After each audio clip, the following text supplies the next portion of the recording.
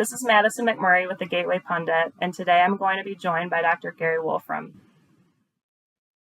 Hi, Gary. Thanks Hi. for joining me for this podcast. Can you just start by giving a little introduction of yourself? I started out as an undergrad at UC Santa Barbara, and I took some economics classes, and it turned out that I found them quite interesting because they could analyze public policy issues. And second of all was that I found the logic to economics was particularly easy for me, where it was other people might have been struggling. So I decided to become an economics major. And then, as I've told other people, after a couple of years, I said, "How do you get to stay in college the rest of your life?" And they said, "Well, you got to go to graduate school for another 4 or 5 years." So that's what I did.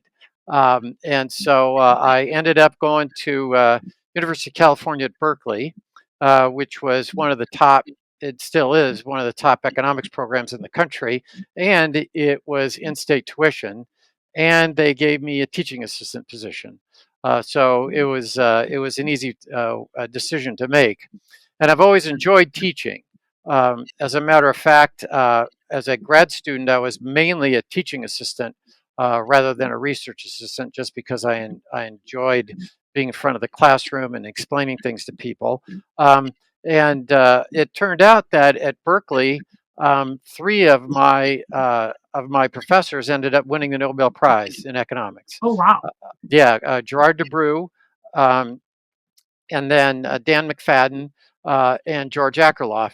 And actually, Dan McFadden is 86 and he's still teaching, and George Akerlof is 83 and he's still teaching. So maybe Wow. I'll just keep going until when I'm 90. So when I got back to U of M Dearborn, one of my students had just gotten a job teaching at, or not teaching, but working for a state senator in Michigan, and he said, I know you teach public policy and you teach about how government works, the public choice, we call that, where you use economic analysis to analyze the political structure and the like. He says, you really should come up and work in Lansing for a while and see how it really works. So I took a leave of absence from the economics director at U of M Dearborn. I took a leave of absence and I went up to Lansing, and I found that teaching senators was just as much fun as teaching students, and I could also influence what the economic analysis was, and I could also influence what bills were passed and what bills didn't get passed. So I ended up staying there for 6 years, and then things got so hectic that my wife said to me, "You know what? We're going back to academia." That was it, because we were just about ready to have our second child, and just said, "No, that's right." So what I did was I found an article in the Wall Street Journal advertising for a job at Hillsdale College, and it worked out that I was a perfect fit for what they were looking for, in terms of they wanted somebody that could do public policy and teach. So I ended up getting an endowed chair at the college, and so But when I first came, I said, "Well, you know what? This guy John Engler, who I'd been working for, he was the majority leader in the Senate." I said, "Well, he might win the governorship in November of '90, and if he does, I'm going to want to take a leave to go up to Lansing and work in the administration." And of course, nobody thought he was going to win. And then in November, he wins. And so George Roach, the president here at the college, gave me a leave. I'd just gotten there. He gave me a leave, so I left for the 91, 92 calendar years, and I went up to Lansing, and I was deputy state treasurer, and I did public policy for the Engler administration. So I came back, and then in '94, what happened was November of '94, the Republicans got control of the Congressional House of Representatives for the first time in 50 years. The congressman from Hillsdale, he got a hold of me and asked me to be his chief of staff. So I went back to George and I said, well, I just came back, but this is a chance for me to learn about the federal government. Can I go ahead and do that? And so he gave me a year leave. And so I went up to to Washington, D.C., and spent a year there as his chief of staff. And then I came back and I've been at Hillsdale ever since. So that's my my history here. Okay. Yeah, I mean, it's really interesting the amount of experience that you've had, not only teaching students, but in local and U.S. government. So that's really interesting. And it Yeah, sounds not a lot of people get the opportunity to be able to do all of that. A lot of yeah, times they're just academics or they are in the government, but they don't combine the two. And so yeah, I've been able yeah, to use that exactly. to teach my students how it all really works. Yeah, yeah, because if you're just in one bubble your entire life, it's hard to really see how a lot of this plays out in the real world. So, um, yeah, so your experience is really valuable, considering all how much you've jumped around in the different governments and administrations you've been a part of. So that's really interesting. And it is, like I said, it's fun to teach my students about how it really works, and I'll say, well, um, like when a bill comes out and no one has read the entire bill. When they go to vote Yeah, on a bill, one staff person has read this part of the bill, and then another staff person may have read this part of the bill, and then somebody on another committee has read that part of the bill. Um, but you have these 1,500-page bills that your congressmen are voting on, but they're really not. Yeah, I think most people don't even think about it that way. They just say, "Oh, yeah, well, they're voting on these things," but the mechanism by which the vote actually occurs, most people don't have a clue as to how it works. yeah. Were you surprised at all by the level of understanding some politicians that you worked with actually had of economics, considering Yeah, a lot of and people run on these economic policies. Do yes, you you're feel like they were missing any fundamentals? well, sure, and also their constituents don't. So if their constituents don't realize what's going to happen if they vote for something, or the constituents think that something different's going to happen than was really going to happen, then they'll go ahead and vote for it. Um, but it was interesting that Engler developed this public policy staff, and I was just talking to him the other day, actually. He developed a public policy staff in order to explain to the senators, here's why this bill is what we want to do, and here's why you should be voting against this other bill that the Democrats may be putting in. And so I thought that was extremely useful, so that the senators they were at least relying on someone that had expertise in the topic. And I was really impressed with John Engler, and that's his putting this policy staff together. And occasionally I'll get together with some of the guys from that was probably before you were born. Who knows? But Yeah, so you wrote a book called The Capitalist Manifesto, and I did get a chance to read that before recording this podcast. And I did take a few economics classes in college. I think I took 300 level economics classes, and I remembered some of it, but a lot of this was a refresher on what I learned in school and forgot. And then there was a lot of new stuff that I learned from it that I didn't know before. And I've told a few people since I've read this that this is a that it book should that be a New everybody, York Times bestseller. yeah. I think everybody should read this book, whether you're a Democrat or a Republican or a Libertarian.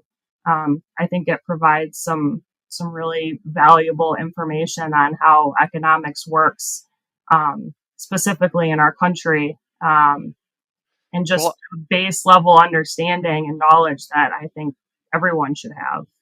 well, I like to focus on, and I tell my students that there's a Sherlock Holmes, the original Sherlock Holmes story. What happens is that Watson is walking along and he sees Sherlock up in his apartment. So he walks up the steps and he knocks on the door, and Sherlock lets him in, and they sit down and they're talking for a while. And then Sherlock says to Watson, he says, "Watson, how many steps are there coming up from the ground floor?" And Watson says, "Well, geez, I don't know." And he says, "How many times have you come up and down those stairs?" And Watson says, "Well, 100 times." And he says, "Watson, the problem with you is you see, but you don't observe. There are 17 steps coming up from the ground floor. And the purpose of my classes and the purpose of the book is to get people to see and observe, to see, okay, if you impose this, for example, if you impose a tax on corporations, then it's not just going to tax the corporations. There's going to be all sorts of other things that are going to happen. And people will change their behavior, and the companies will change their behavior, and all sorts of things are going to happen. So thinking through, when you have a government policy in particular, thinking through those things that you you just see the first thing, but I want you to observe all the other things that will happen. And I think if people learn to do that, then we can get much better public policy. Yeah, yeah, and I think a lot of it comes down to voters actually being educated as well, because if we're relying on what politicians or the mainstream media are telling us about economic policies and we don't really understand the basics of it, it's really hard for us to make informed, educated decisions. And it's a lot easier just to listen to what someone tells us we should vote for or support. Sure, and I believe that, and I have my students read a book called Liberalism in the classical tradition that Ludwig von Mises wrote in 1927. Um, Okay. and he's one of what we call the Austrian economists. And I believe they have the sort of the best way of looking at economic analysis. And in 1927, okay, so the Roaring Twenties is going on. He predicts the Great Depression. He predicts that World War II is going to happen, and no one was like, they hadn't called it World War I to start with, right? They didn't know there was going to be another one. But he predicts World War II is going to happen. He predicts that the fascists are going to start World War II. He predicts they're not going to win. He predicts that prohibition is going to fail, which is the only constitutional amendment that's ever been repealed, all because he's viewing a change in political philosophy, moving from a view of limited government and markets as a way of allocating resources Mhm. to central planning. He saw fascism in Germany. He saw socialism in Great Britain. He saw progressivism in the United States. And so, I think it's important to realize that there is this, that first of all, markets are the only, what Mises points out is markets are the only way to create wealth for the masses. And the only way market capitalism can work is if we have a political philosophy that's consistent with that. And that is one of the problems of today, is there, just as Mises was noticing in 1927, a movement away from free market and limited government views of things towards more and more government intervention. And one of the things that he talks about is he says that when government intervenes in the economy, it causes an unintended consequence. And these unintended consequences cause people to ask for more government intervention, which leads to more unintended consequences and more government regulation until eventually, he says, until eventually you get socialism. But certainly, we have a lot more government intervention today than we did in 1927. We have more government intervention today than we did in 1960. And so I think we need to be aware of what, when you ask for more government intervention, you need to think through, oh, well, this is going to cause this problem. And we're much better off if the government doesn't get involved in the first place. Yeah, it seems like there's a lot of things that create short-term positive effects, but long-term consequences when it comes to government intervention. Yeah, and if you sort of think about it, um, the we, we just need to observe things. For example, everyone listening to this program is wealthier than the richest person in the world 100 years ago. All of us are richer than John D. Rockefeller. I mean, you don't wake up and think that, right? Yeah, no, But not at all. but it is true. Like he didn't have antibiotics. He didn't have television, color television. Um, Mhm. he didn't have one of these things, which is we call a phone, but it's really a computer that has more computing power than the computer I had at Berkeley in 1976. That was the most powerful computer in the world, and it now has less computing. That had less computing power than our phones. Yeah, So we we can put really our need to, phones in our pocket. yes, we need to really think about those things. I mean, just like I said, observe. We never sort of think how. Another thing, actually my students made me a little coffee mug that has this written on it. But because I say, you know, 9 million people woke up in New York City today, and there was exactly the right amount of Starbucks coffee. There was exactly the right amount of peanuts and exactly the right amount of bagels. How in the world does this happen? I mean, we should just, every day, we should just be amazed and go, Yeah, how in the world does that happen? And of course, it's the price system that makes that happen. If there's too many hot dogs, then what will happen is the price of hot dogs will fall, and fewer hot dogs will be made. And as the prices are falling, more people will buy hot dogs, and we'll come to equilibrium. There is no way that, another economist, Austrian economist Friedrich Hayek, who won the Nobel Prize in economics as well, he said that. Information is decentralized. Only you know whether you want hot dogs relative to hamburgers. There's absolutely no way that a central planner can possibly know that. So we ask, or we expect our government to set prices on all sorts of stuff, right? Set mhm. prices on wages, right? Okay, we're going to have a minimum wage, and I tell my students, well, if a minimum wage would work, why don't we just make it $200 an hour? And the Yeah, answer is, I would lose my job at $200 an hour, yeah, right? So, at, at and California is going through this right now, right, where they're raising the minimum wage and they already had a high minimum wage, but they're raising it on restaurants which have over a certain size and et cetera. And of course, what's happening? Restaurants are closing, people are being laid off. Well, we should have known that, right? But the average person, again, doesn't see and observe. The average person doesn't have enough economic analysis or understanding to even think about that. yeah. So to go back to the minimum wage thing, I think the classic argument that people in favor of raising the minimum wage will make is that it's not fair to pay someone a wage that's not a living wage. So what would be your response to that? Well, okay. The question is, am I forcing you to work? Right? Whether I mean, there's no sort of sense of being fair or unfair, right? The Yeah, question really is, if you would like to work for $7 an hour, why should the government tell you, no, you can't work for $7 an hour? yeah, And even if you sort of think through how this is going to work, some people are going to lose their jobs. yeah, So what the politicians really ought to say is, okay, let's raise the minimum wage. And I tell my students, I'm not telling you shouldn't raise the minimum wage. I'm just telling you need to observe what will happen.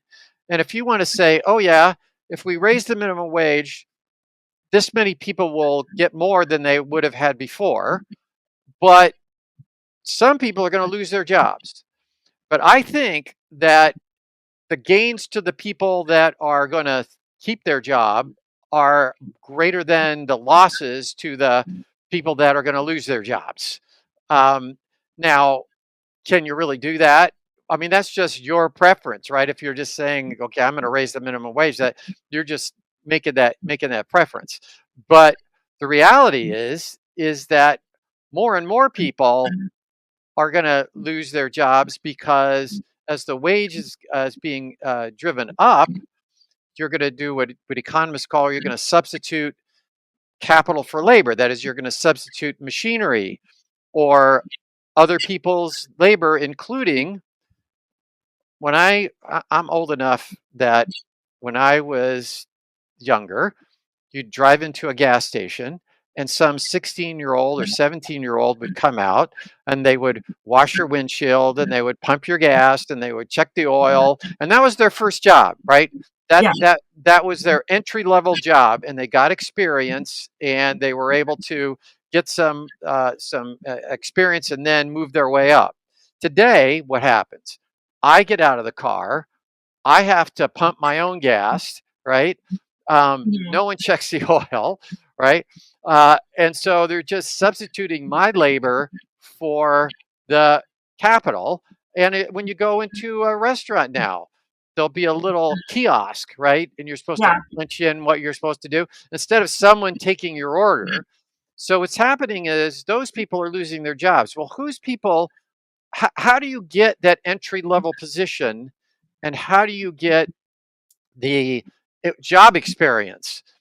I'll tell you how my kids will do it, or how you may have done it, is that you get a job that pays you nothing, and it's called an internship, Hmm. right?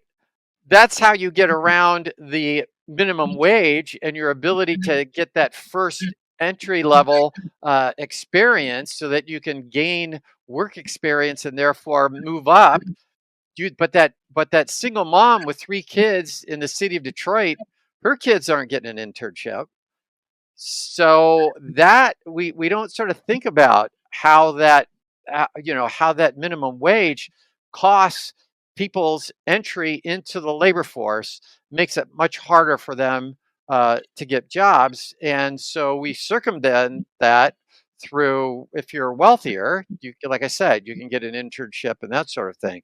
So these are the type of things that we need to sort of just observe. Um, and why do we? I mean, they didn't have internships when I was a kid, right? They did not. You know, I went door to door selling Fuller brushes for a while. I mean, that was so. That so. Why are the economy responds to these things, and we need to be aware of what's going to happen if you have the government getting in and intervening in things. Yeah. Yeah. And I think something that I remember reading in your book was basically the concept that the individual decides what their time is worth. And one example of that is my sister. She wants to get accepted into a PhD program. So she was working in a lab for free. Okay. Anything. And a lot of people would see that and say, well, why would you work for someone who's not paying you? That's not fair. But for her, the benefit of working in the lab and going on her resume for her applications to PhD programs, that was invaluable. So Sure. regardless of whether or not the lab was paying her to work for them, it was, by her own metric, it was worth the time, even if she wasn't getting paid, because the payoff down the line was much higher. Well, sure. I mean, fairness. If you and I want to do something, then it's fair if we let us do it. If we don't, if we're not prevented from doing it, Yeah. and so if I want to work for $7 an hour and you would like to pay me $7 an hour, then we should be able to do it. Yeah. And as I said, that's how you get your beginning. And what is she doing? She's getting the rung on the lower ladders of Hmm. getting that program, but she's able to accomplish it. Whereas I Yeah. said, if a kid that's growing up in Detroit with with a single mom, it might be very difficult for you to be able to try to get into any of those things. Yeah. Yep. Another thing that's sort of obvious we ought to think about is that I say to my students, okay, I'm God, and I'm going to place you, and you're going to be born, and I'm going to place you in any country that you want in the world. But the provision is that you're going to be the poorest person in that country. No one Mhm. says, I want to go to Venezuela, No. right? I want to go to Democratic Republic of Congo. I want to go somewhere that has a socialist system, right? No Mhm. one's going to say that. Where do they want to go? You're going to want to go to some place that has market capitalism. There's a thing called the Index of Economic Freedom that the Freedom Foundation puts out, and you want to go to a place, and the Heritage Foundation has one as well. But you want to go to a place that is most like a market economy. That's where you're the wealthiest. And when we talk about inequality, I say to my students, why should I care the difference between how rich the rich person is and how poor the poor person is? I should be concerned about how rich is the poor person. Yes. That's what I should be concerned about. And if you sort of think about it in a market system, I could, if let's say I invented, I was Steve Jobs and I invent this thing, right? How many people buy this thing, right? Millions around the world, right? So he's able to please millions and millions of people because we have this market system, which means that the highest end, there's no limit to the top end. Like you're going to bang into it. Well, okay, now no one can make more than $1 billion. You can make billions, but the only way you can make billions, you can't force people to buy your product, right? So the No. only way you can make billions is to be able to sell to millions and millions and millions of people. And if you look at what's the bottom 10% of the income distribution, it's going to bang up against the 11th% of the income distribution, right? There's Mhm. always going to be a limit on the bottom parts of the income distribution. So if you look at the dollar differential between the highest income and the middle income or whatever, we want it to be enormous because we Yeah. want, I mean, like I said, I have on my desk here in my office, I have a black rotary dial telephone, right? Where you never liked it when people had lots of zeros in their number because you know,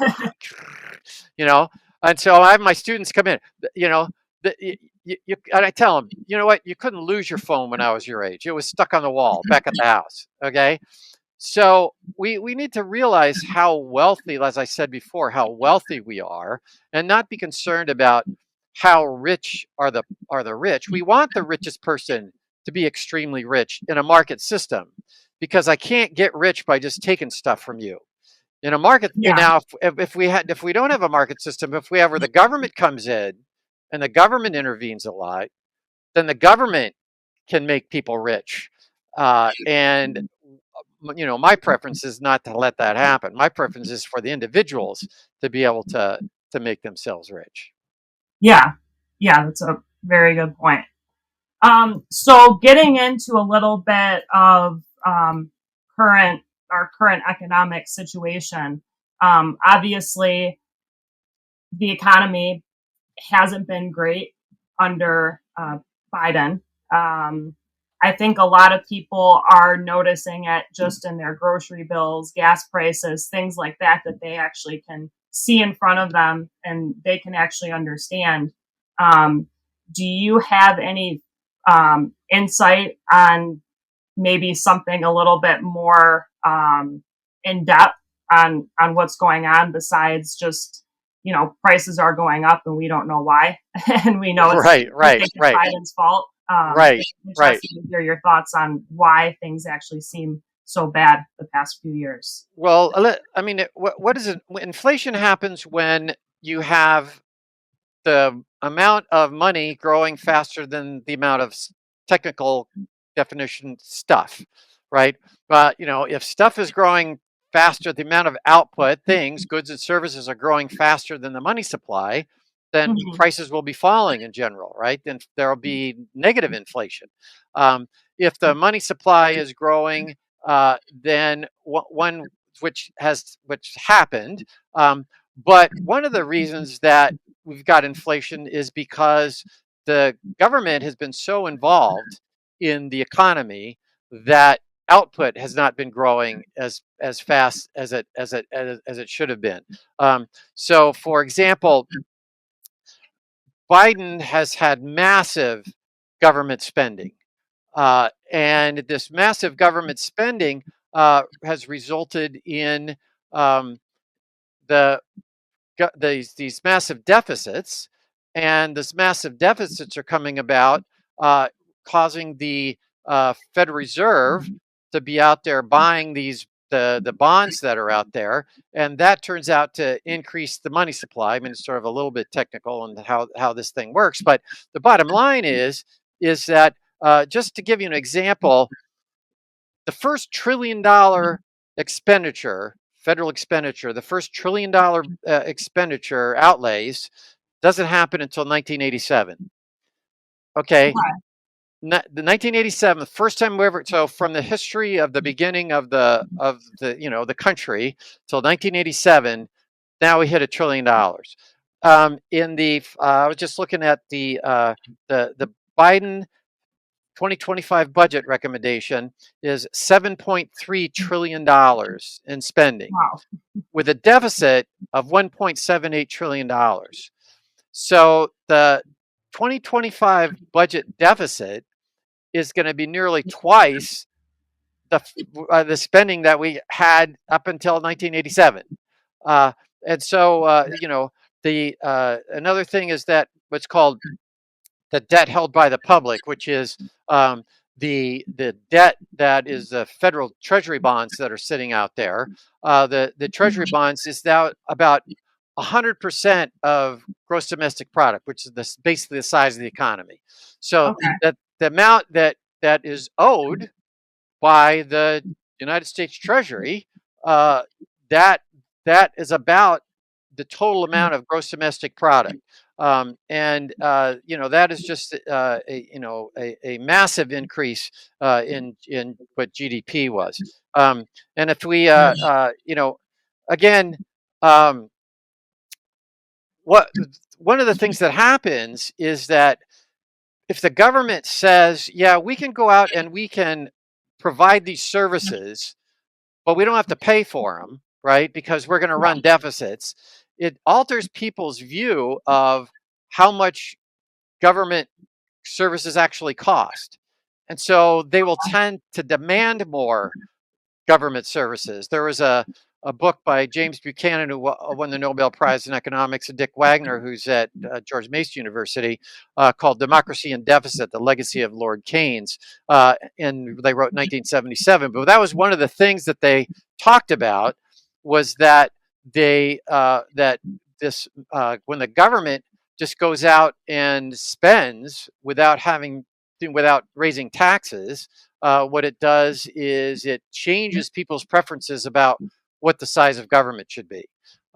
And so, and I agree with that. I think that if we really, people's preferences, what they would demand of their congressman or what they demand of their state senator, well, excuse me, because state governments have to balance their budgets, but at the federal level, if they, with the U.S. senator, they would demand of the U.S. senator less government services if they knew that was going to have to be paid back.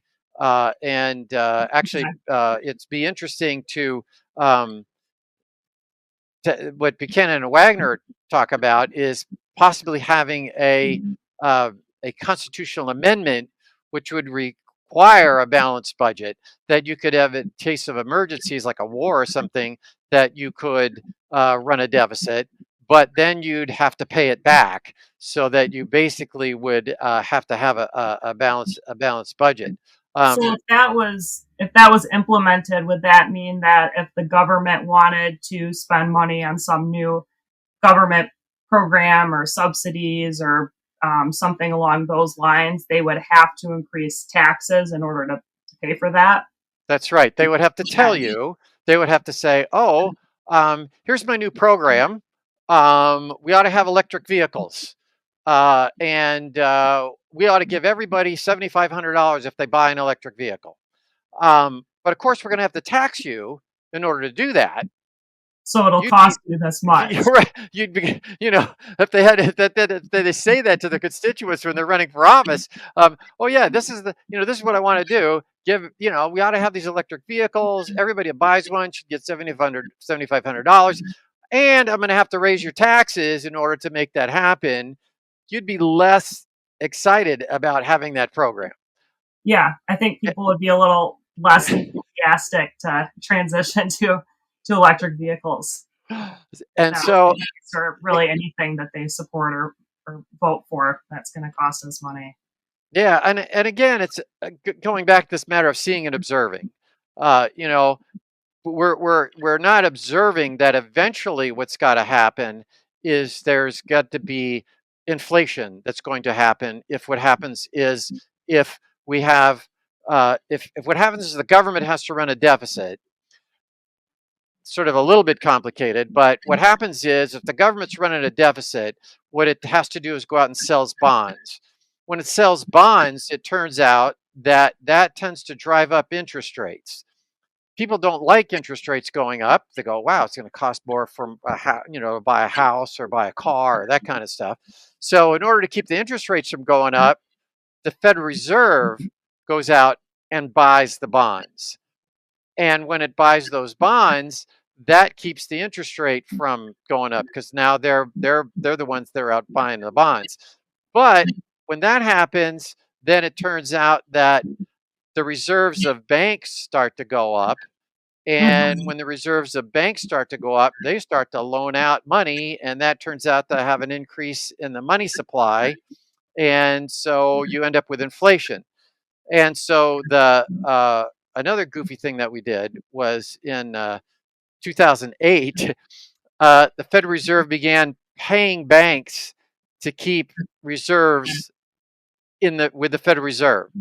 So they kept the money from going the reserves from going out into loans and then into increase in the money supply. It stayed with the Federal Reserve, and the reserves of banks went from about $8 billion to $3.5 trillion just sitting there, not going out. And that's why we weren't getting inflation.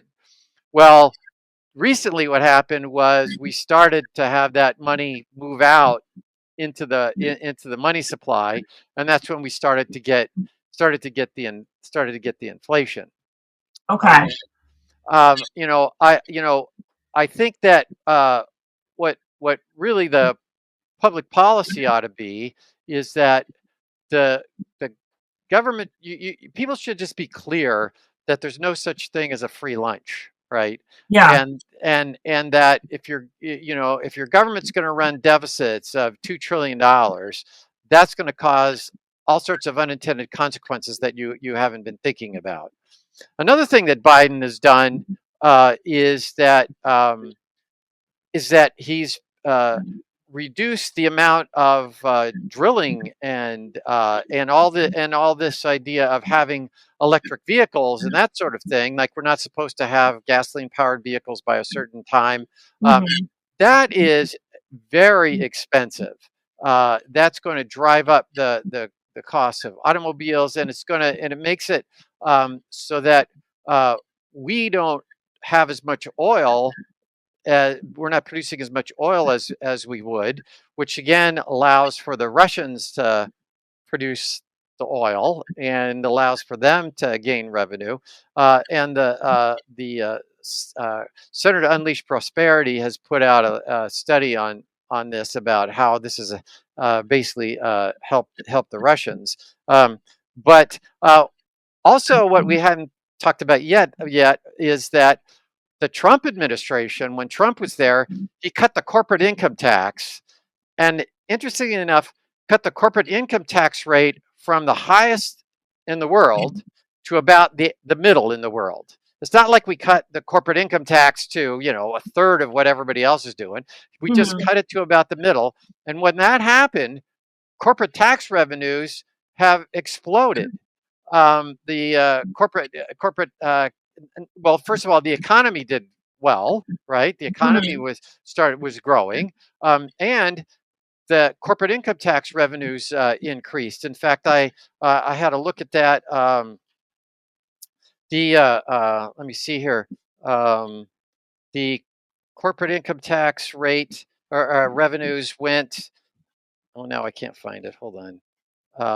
Yes, it went from 297 billion in 2017 to 569 billion this past year, and the economy's been doing well. And when he also cut the income tax rates, and the income tax rates cuts will expire in 2025 unless the next president would go along and work with Congress to extend those.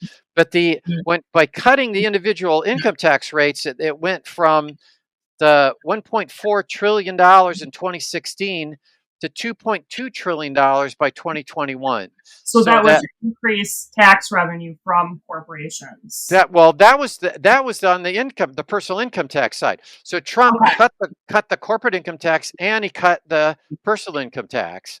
The corporate tax rate is going to stay, but the personal income tax rate, that's the one that will expire in 2025. But if you looked at what happened when he cut the personal income tax, it again went from 1.4 trillion when he started his term to 2.2 trillion by the end of his term in 2021. And it's interesting that if you look at the amount of taxes paid by the top 1%, the amount of taxes paid by the top 1% went from 37.3% to 45.8%. That is, the top 1% of the income distribution is now paying almost half of all the income tax. The total tax paid by the bottom 50%, that is the bottom 50% of the income distribution, it fell from 3% to 2.3%. I mean, people aren't thinking about this. The bottom 50% of the income distribution pay less than 2.5% of all the total income taxes.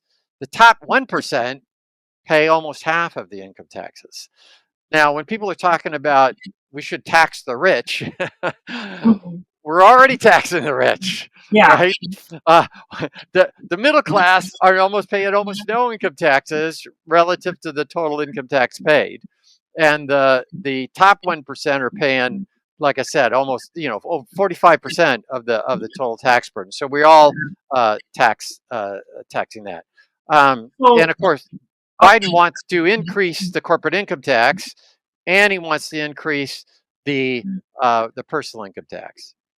So what's the downside of increasing corporate and personal income taxes? Well, people are going to respond. If you don't, where do corporations get the revenue in order to pay their taxes, right?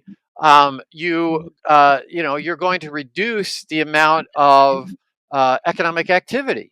You're going to reduce the number of corporations. You're going to reduce the number of corporations that are going to be locating in the United States versus locating somewhere else, like in Europe or some other place, or Ireland. Really, in the long run, you end up generating less taxes. Yes, increase the corporate. That's correct. You get less economic activity. You get, as I said before, it now costs more for me to hire people because they're now going to get less revenue, after tax revenue, so their wages are going to be going down as we tax them, and so part of that is going to be pushed onto the production side of things, and also if you look at what Biden wants to do, is he wants to go back and increase the number of deductions. Actually, one of the things that Trump did was he really expanded the standard deduction. And what that did was it really sort of turned our tax system into what Milton Friedman had been talking about, another Nobel Prize winner, been talking about a flat tax, where people pay a certain level, everybody pays about the same amount, and you don't pay the tax if you have a certain amount of income. So by having the standard deduction of $3,200 for a family, filing jointly, what you've done is you've altered the government intervention in that. Let's say I was giving a deduction for buying a house, home mortgage. Okay, Okay. what does that do? That really reduces, the government is out there reducing the price of home mortgages. And so Yeah. and so it's moving people into buying houses instead of renting houses, and only by government intervening that way. By eliminating making the income tax less complicated, it also makes it more efficient in that you're not doing things because the government is making the price lower for you by reducing your taxes if you were to do something like that. And so there's less government intervention in the system. And Trump's actions, whether you like the guy or not, I mean, I'm not saying you should go out and vote for Trump or something, but certainly his policies are much better than Biden's policies in terms of public policy, in terms of making us wealthier, having more efficient use of resources, making the poor wealthier than they otherwise would be. So that's one of the things that we should be thinking about when this election decides to come up. So I have heard some opinions from economists on Trump's economy saying that it was artificially inflated and that it was just a bubble and that long term it wasn't going to be sustainable and we were going to see a downturn. What's your opinion on that? I don't agree with that at all. I believe that that if you look at what was going on in terms of the increase in GDP, and now we did have COVID happened, right? And that had an effect. There were supply chain problems and other issues that developed at the end of Trump's administration. But if we look at what was going on prior to that, it's pretty clear that the economy was growing faster, tax revenues were going up, the poor were getting better off, and I believe that. I mean, it's just a matter of what, as I said from the beginning, Ludwig von Mises was talking about. When the only way to create wealth for the masses, he says, is market capitalism. That's the only system that can do that. So having the government retract from intervening. In fact, Ronald Reagan, when Reagan said, he said, when he became president, he said, don't just stand there, stop doing things. He was talking about the government. And in fact, I was just looking at the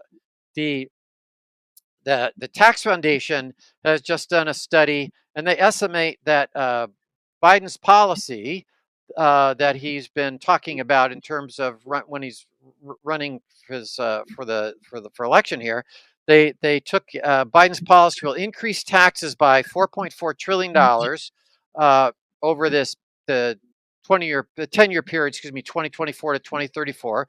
That'll reduce GDP by 2.2%. Wages will fall by 1.6%, and it'll cost 788,000 jobs. That by Trump reducing government intervention and by reducing government intervention, by lowering taxes, by moving towards a free market economic system, as I said before, as Hayek talked about, the central planner can't possibly know whether we should be having electric vehicles or we should be having gasoline-powered vehicles. And along that line, if you do think that carbon dioxide being in the atmosphere is a problem, um, rather than mandating electric vehicles, which have all sorts of issues with them in terms of the minerals that you need to do that or whatever, you should be Mhm. looking at things like uh, uh, reducing or using more natural gas and using more of the clean coal. And I suggested one time that you ought to look into removing carbon from the atmosphere. And if you could figure out a way to take carbon out of the atmosphere, which they're sort of working on in terms of Yeah, it storing sounds it. like there are some newer technologies that are Yes, developed. yes.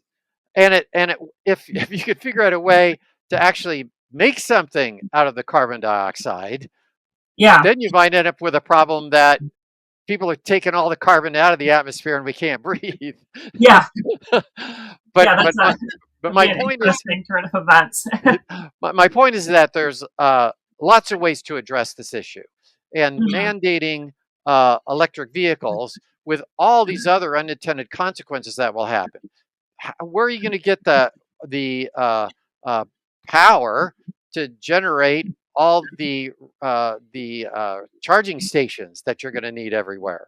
And Mhm. where are you going to get the tax dollars to produce all these charging stations? I mean, there's all sorts of uh, just simple things to think about that Yeah, we that make it so that this is a real problem, and it seems like Biden is really buying into that.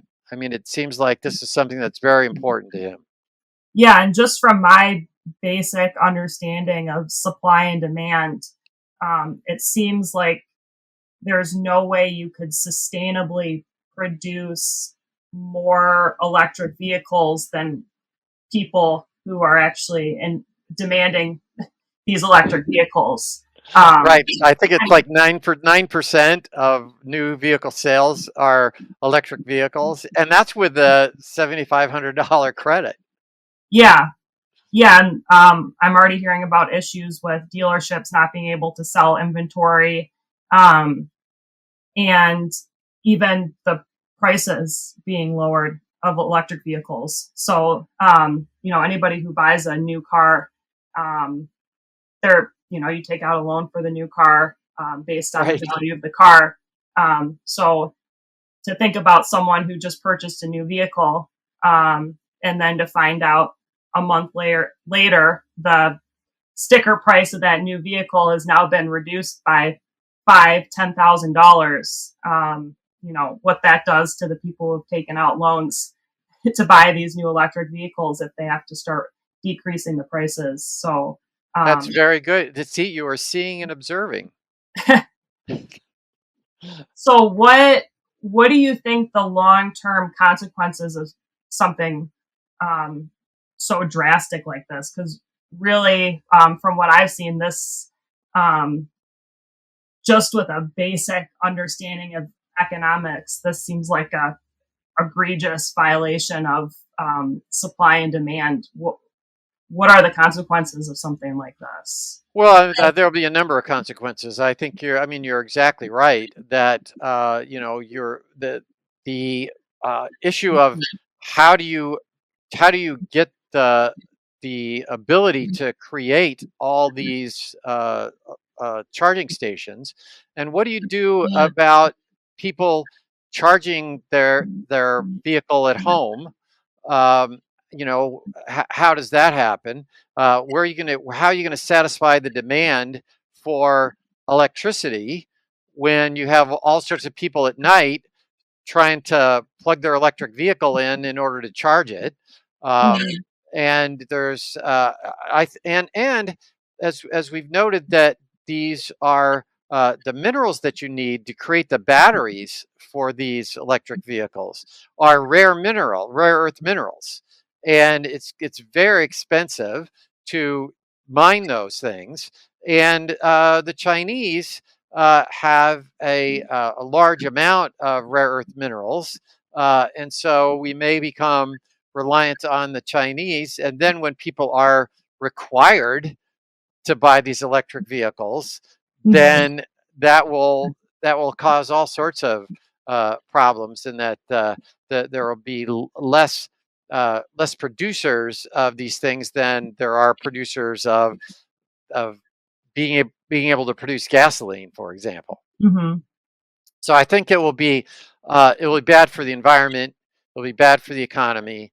I think it will be bad for international security if we were to attempt by any means to get where they're talking about doing. Like I said, I think that there are alternatives. If you do think that carbon in the atmosphere is a problem, there are all sorts of alternatives. That you could have a carbon tax, which I talk about in my public finance class. But uh, a guy named A.C. Pagoo many years ago talked about if you tax, if what's doing is you are causing what's called an externality. That is, you're imposing a cost on me that the price system's not picking up. One way you could do that is to tax the person that is creating the externality. So what we could do is we could have a carbon tax would fit in with that theory. Now, it's like anything else, it'd be very difficult to find out what the exact right amount of the carbon tax should be, and et cetera. But nonetheless, that's certainly a better approach than this mandating electric vehicle use. Mm-hmm. Yeah, especially when it doesn't seem like people are willing to even buy the amount of electric vehicles that they're producing. For sure. I mean, if people wanted them, I mean, like I said, with $7,500 tax credits, you're still only getting 9%. Yeah. And is it General Motors that is saying that they're not going to be producing electric vehicles? Seems like there was someone that said they weren't going to be able to produce them. I'm not sure.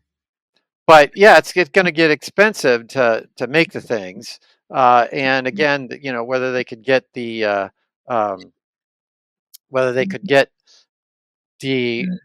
inputs in order to be able to produce those things is another thing. But again, I think that if the main things that we ought to be doing is that we ought to make permanent the individual income tax cuts that were in the the Trump administration, that we ought to allow more production of natural gas and have to this, like, I guess they just removed what is 1 million acres that the Biden administration just removed from the ability to drill for oil on, and fracking has been a very good mechanism to have a more efficient production. And then I think that again we need to reduce the amount of government intervention.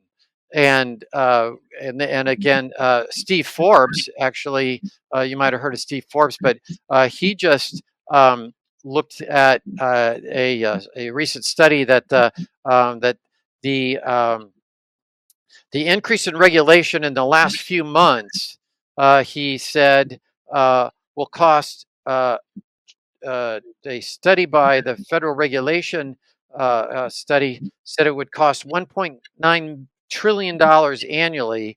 And by mid-May of this year, the increase in regulation from the beginning of the year to mid-May is going to cost $1.2 trillion just this year alone.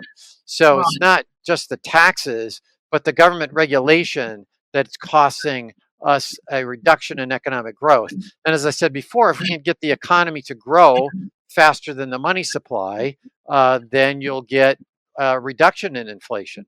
And my personal feeling is that the Federal Reserve should not be out there raising the interest rates. That the Federal Reserve should let the market set the interest rate, which again, Friedrich Hayek, who again won the Nobel Prize, that was one of the things that he talked about, is that the markets should set the interest rate, not the government. Like today, we're all sitting around waiting for the Federal Reserve to report on what it's going to do with the interest rate, because they're going to look at our 403Bs and our IRAs and go, well, Hokey Smokes Bullwinkle, which is, you're too young to remember that, but that was from Rocky and Bullwinkle, which was a great show. I have my students take a look at that. But anyway, what the Fed says they're going to do with interest rates is going to affect what's going to happen to our to our investments. And it really shouldn't be that the Federal Reserve is out there doing that. Hayek talked about the fact that the interest rate should be determined by the supply and demand of loanable funds, by the markets. And that. Yeah, and this was something that this was one of the new things that I learned from reading your book, A Capitalist Manifesto, that I didn't really understand before. I think your explanation and your breakdown of how that all works and why less intervention from the government when it comes to interest rates is better. So that was a really great explanation for someone who doesn't have a ton of background in economics to understand what's really going on. Well, it's like what Hayek called malinvestment. That is, he says, well, you know what? Well, I'm trying to decide whether to produce the machine that makes the product that I'm making, or should I make the product instead? Like if there's a lot of demand for the product right now, people are spending their money now and I should be making the product. Whereas if people are saving their money now, I should be making the machine to make the product in the future. Mm-hmm. And how can I figure out whether people are saving and want to buy stuff in the future, or do they want to buy the stuff now? And what he says is that, if people are saving, then if you think about it, the supply of loanable funds that people are willing to loan out, that's going to increase if people are saving, and the interest rate is then going to fall. And so if I'm looking at lower interest rates, I'm going to think, oh, I should be making the machines rather than the goods themselves. But what happens is when the Federal Reserve comes in and starts fussing around with the interest rate, we start making what's called malinvestment. That is, we invest in the machinery, but there's not going to be the demand for the stuff in the future. We got fooled into doing that. And even if people realize that the Fed is futzing around with the interest rate, then they at least don't have that market signal to know how to allocate investment, machinery and buildings and manufacturing processes and stuff. They don't have that signal that they otherwise would have. Yeah, and my understanding is that malinvestment is what can lead to things like unemployment or companies going out of business. Sure, because now that I've, I found out I've made all this stuff, but it turns out that people didn't, really want it. And so now I got to lay people off and yeah. Yeah, that makes sense. So back to some of the Trump administration policies, I have heard some criticism from the free market economist perspective on some of his trade regulations. Mm-hmm. I'm curious to hear your opinion on that. And if you think overall those were beneficial or we could have done with a little bit less intervention on trade. Yeah, I mean, you really think about it. We want to have trade because trade makes it so that I can produce those things for which I have what's called a comparative advantage. In that, if it when we talk about trade, we really need to think about if I can produce 2 hot dogs or 3 hamburgers with the same amount of stuff, then hot dogs cost 1 hot dog costs to produce a hot dog. I'm giving up 1.5 hamburgers. Now, if it costs you $4 to produce a hot dog and $6 to produce a hamburger, then even though it looks like it's cheaper for me to produce both, the opportunity cost of you making hot dogs is cheaper. It only costs you half of it rather than a third. So that when we uh, when we work through that, the idea is that trade makes it so that both parties are better off. There's more stuff in the world when we can trade with one another. So we should like to have free trade. Now, one of the issues with I was just listening to Steve Moore about that, and what he argues is that Trump doesn't use the actual trade restrictions from an economic standpoint. He's using it to threaten other countries to do things, because if they don't, then he'll impose the restrictions. So Okay.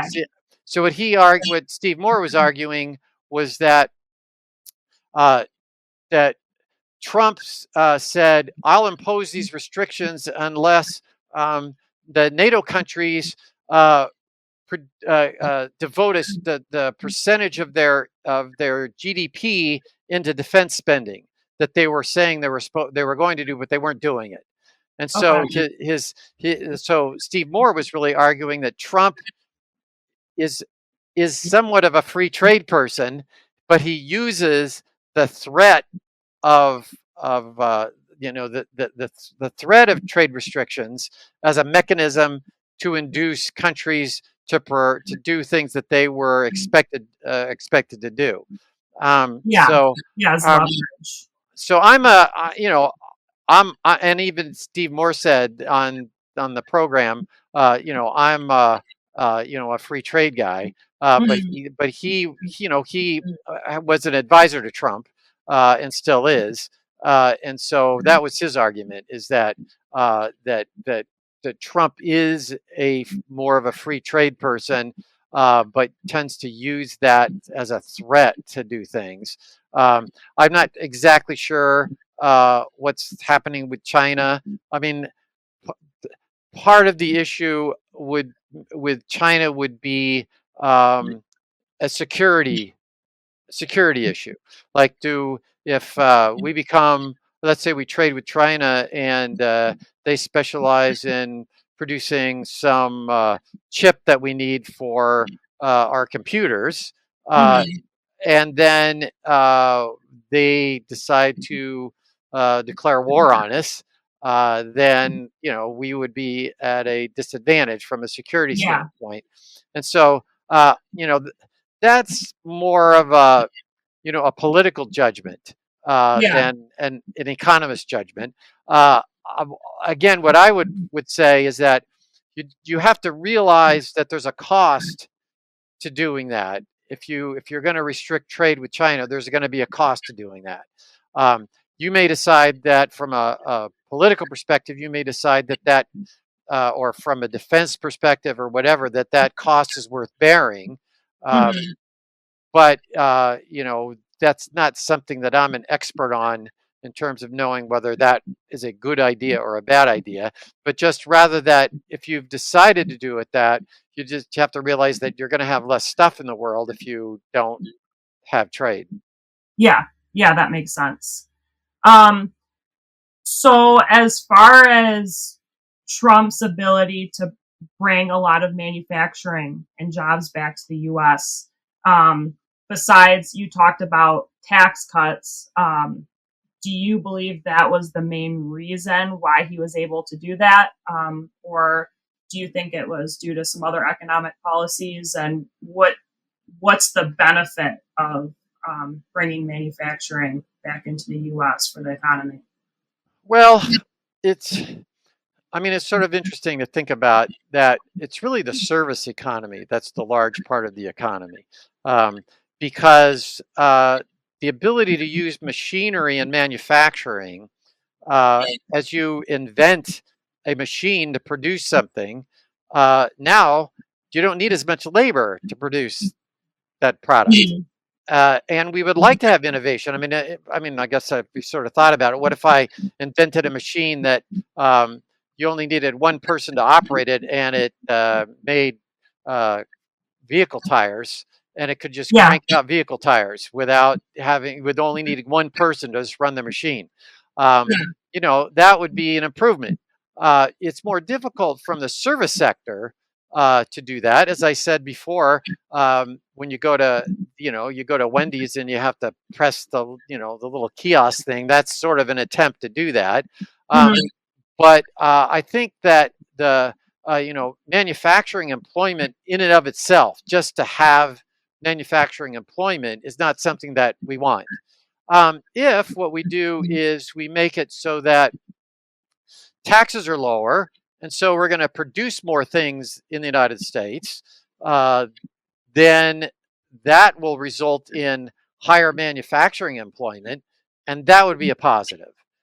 So I think that the way to the way to increase, I wouldn't say bring manufacturing back, but I would say the way to increase manufacturing employment in the United States is to make it so that it's less costly to produce by less government regulation, by reducing taxes, and then you'll get more employment. Okay. Yeah, that makes a lot of sense. So back to the automation thing, because I know there's a lot of concern about automation and what it's going to do to our economy. People on the left are saying that we're going to need a universal basic income to make up for all the unemployment that's going to be a result of automation. Obviously, I don't agree with that, and I'm guessing that you don't agree with that either, based on what I know about your economic philosophy so far. So what is your opinion on the effects of automation? And just to give you a little idea of my basic understanding, and I might be wrong, but my understanding from some of the more right-leaning economists whose opinions I've heard on this is that automation is good because it reduced the costs of goods for people. So you can, if you decrease the cost of goods, the cost of production, then it increases the standard of living. And eventually, although it might take some time, those people are going to be employed elsewhere.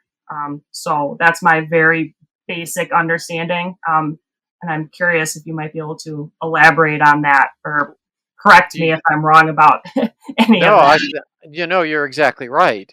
But if I mean, we could all just go back to making bricks out of straw, right? I mean, if you remember that if we there was in the movie, what's what's the movie where the Kirk Douglas is standing around and these guys are down in the pit and they're stomping on the straw. I'll think I of don't it know. later on. But anyway, there's an old movie like that. But if you could make bricks out of straw, right? You just have people down there in a pit stomping on the straw to turn it into bricks or whatever. Yeah, you'd have lots of people employed in manufacturing. But that wouldn't be, we're not going to get wealthy that way, right? Yeah. The that we're going to get wealthy by being more productive, and to the extent that automation makes us more productive, then what will happen is that you're right. People that are unemployed, some people are going to lose their jobs, right? I mean, and they're going to be worse off, right? If I were making $20 an hour or $50 an hour, working on a car machine, working in a car factory, and they invent a machine that replaces me, I'm going to be worse off. But that's what was called creative destruction.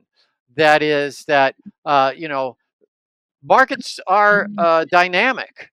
All you got to do is look around, and in fact, I have my students think about think of all the things that they use today that did not even exist 20 years ago.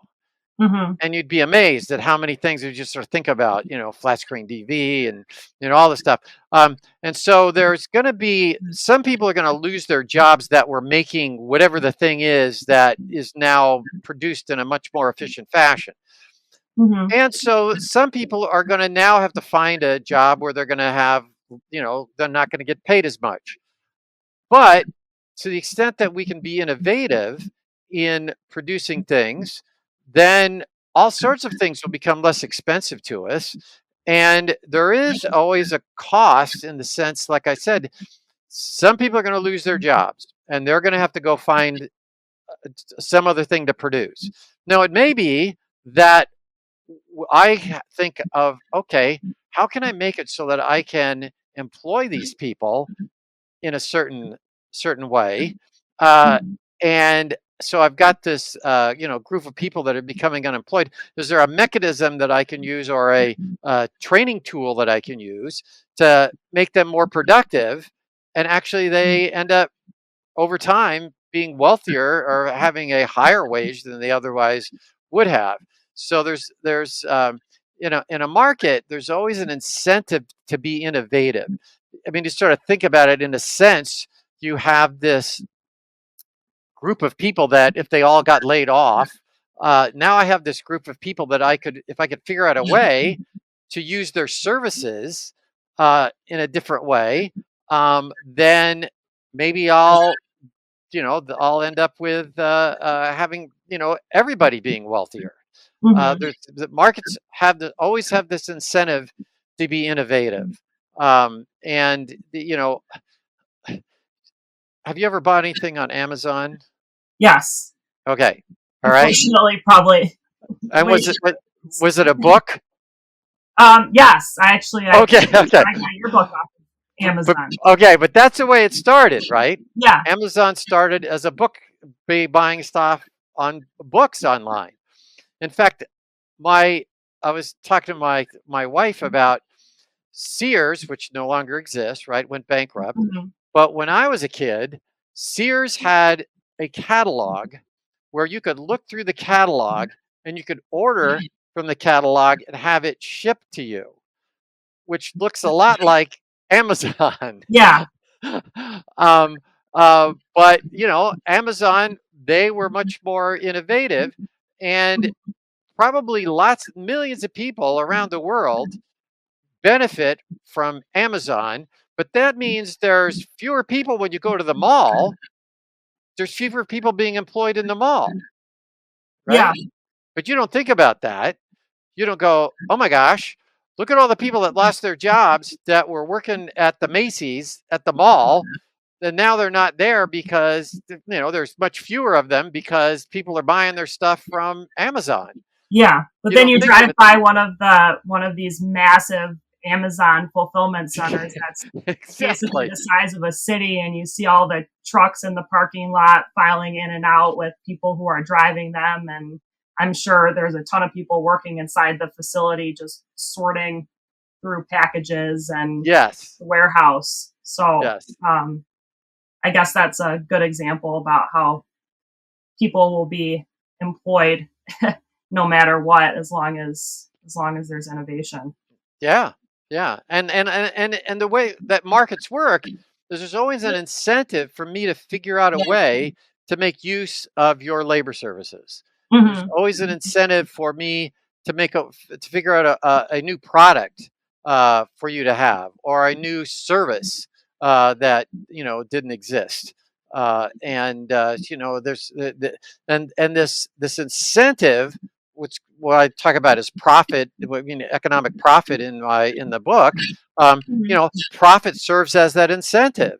And if what we do is we go out and we going back to our theme, in some sense, if we go out and tax profit, there's less incentive for me to go out and figure out a new product. There's less incentive for me to go out and innovate in a way of producing things. Like, I tell my students, look, Steve Jobs didn't know when he went out to invent Apple that people were going to want to buy this thing, right? Mm-hmm. He was taking on a risk that he was going to go out and develop the product, and he was going to develop a mechanism to sell the product, and he was going to spend all this money and stuff, and he had no certainty that this was going to happen. So why do that? Because you're going to be rewarded if you're successful. Now, probably a large amount of innovations are not successful, and people take on those risks. And but the successful risks we gain from. Mm-hmm. Yeah, absolutely. So we are getting a little bit close to the end of our time, Okay. but I'm hoping that you could leave us with what you think would be the best takeaway for people who want to be able to go forward and make educated voting decisions, and have a general understanding of what's really affecting our economy. What do you think is the most important thing for people to take away from this? Well, I think just at the very beginning, the problem with you, Watson, is you see but you don't observe. To think through not just what you see as being said, okay, this is the program, but to think through all the other things that are going to happen if you have that program, and to think through those things. And even if you can't do it yourself, to be able to read about people that are discussing the both sides of the issue. And so the key in economics is to just again see that there's going to be unintended consequences of government action, and that the market system, and as I said before, to just remember that, as Hayek said, information is decentralized. Only you know whether you want to have green beans or whether you want to have potatoes. And there's no way that a central planner can possibly know that. There's no way a central planner can know, here's what the right wage is, or here's the kind of car we should drive, or here's what we ought to be eating. There's just here's what the type of product we should be subsidizing. There's no way that a central planner can know that. And so I would, again, I'd not just not just my book, but I'd recommend Mises's book, as I talked about a little bit, called Liberalism, that he wrote in 1927. And I believe that Hayek's book, The Road to Serfdom, is a short little book that you can really gain a lot of information from. And I think if you just read those, that you'll understand enough that you'll be able to sort of think through public policy, and to elect the people that are best able to limit what your government does, and to improve the standard of living by allowing the market system to work. Okay. And I would definitely encourage everyone to read your book, A Capitalist Manifesto. I really learned a lot from it, and I think everybody could really benefit from reading that as well. It's not a super long book, so anybody should be able to read it cover to cover without any issues, and That's true. and potentially go back and reread it if you need a little refresher. But I think that that would be really beneficial for a lot of people to read, and it really breaks things down in a way that anybody can understand it, whether you have a background in economics or not. So yeah, thank you so much, Gary. I learned a lot, so I'm hoping that this will help other people have a better understanding of what's going on in our country and how economics works, and the implications of policies, and what to look for when we're voting and when we're supporting various different policies. So thank you so much. I really appreciate it. Well, thank you for having me. I'm glad that you asked me to do this. It's been very fun. Yeah, of course. I really enjoyed it. All right. Thanks, Gary.